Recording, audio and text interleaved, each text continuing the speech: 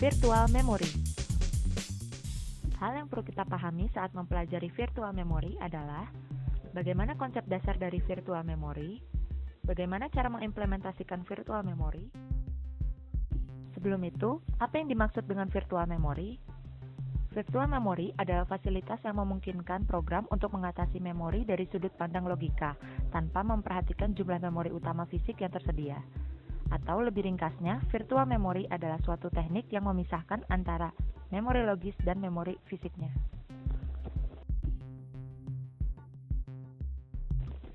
Virtual memory melakukan pemisahan dengan menempatkan memori logis ke disk sekunder dan hanya membawa halaman yang diperlukan ke memori utama.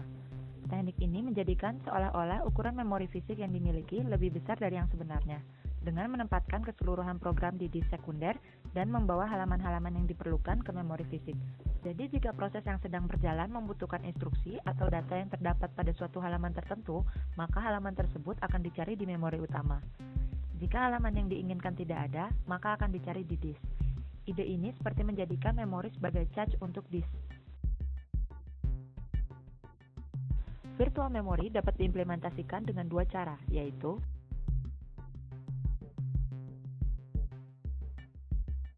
demand paging, menerapkan konsep pemberian halaman pada proses.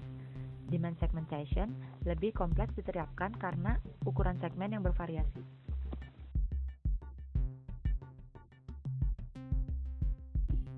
Paging adalah salah satu implementasi dari memori virtual yang paling umum digunakan. Paging pada prinsipnya hampir sama dengan permintaan halaman, hanya saja halaman atau page tidak akan dibawa ke dalam memori fisik sampai ia benar-benar diperlukan. Untuk itu, diperlukan bantuan perangkat keras untuk mengetahui lokasi dari halaman saat ia diperlukan. Untuk memperjelasnya, mari kita perhatikan contoh paging berikut ini. Terdapat 15 frame yang tersedia pada memori utama. Proses load A. Proses load B. Proses load C. Proses swipe out B. Proses load D.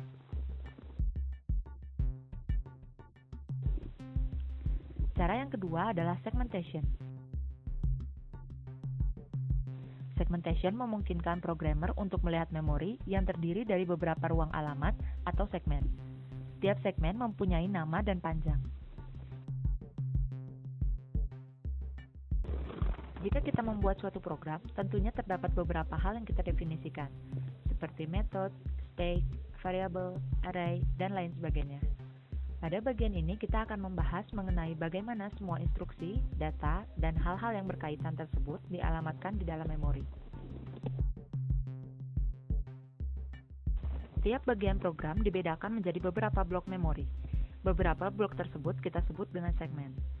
Besar dan isi tiap segmen berbeda-beda, tergantung compiler, bahasa yang digunakan, bahkan juga tergantung kode program. Segmen tersebut dapat hanya berisi global variable, method, state, dan lain sebagainya. Sebagai contoh, pada segmen method di sini, segmen memiliki dua buah variabel kontrol, yaitu segmen base dan segmen limit. Segmen base adalah alamat fisik dari segmen tersebut di dalam memori, sedangkan segmen limit adalah batasan atau besar dari segmen tersebut. Sehingga, apabila CPU ingin mengambil suatu bit instruksi dari segmen method, CPU hanya perlu menambahkan segmen base dan alamat offset dari bit tersebut. Kemudian, dicek apakah offset tersebut masih kurang dari limit. Bila masih, maka bit itu masih valid sebagai bagian dari segmen method. Jika tidak, maka bit itu bukanlah bit yang valid, sehingga alamat offset itu akan dianggap error. Kegunaan segmen yang utama ada dua, yaitu protection dan sharing. Protection di sini dimaksudkan bahwa dengan menggunakan segmentation, kita dapat melindungi instruksi yang bersifat read-only, sehingga instruksi atau data itu tidak dapat dirubah. Sedangkan sharing adalah, dengan segmentation, kita dapat menggunakan suatu data pada dua program dengan menggunakan data yang sama. Sebagai contoh, ada dua program yang menggunakan fungsi SYN dengan segmentation. Alih-alih menggunakan dua buah alamat fisik yang berbeda, dua program tersebut dapat melakukan sharing segmen fungsi SYN, sehingga cukup satu alamat fisik yang digunakan.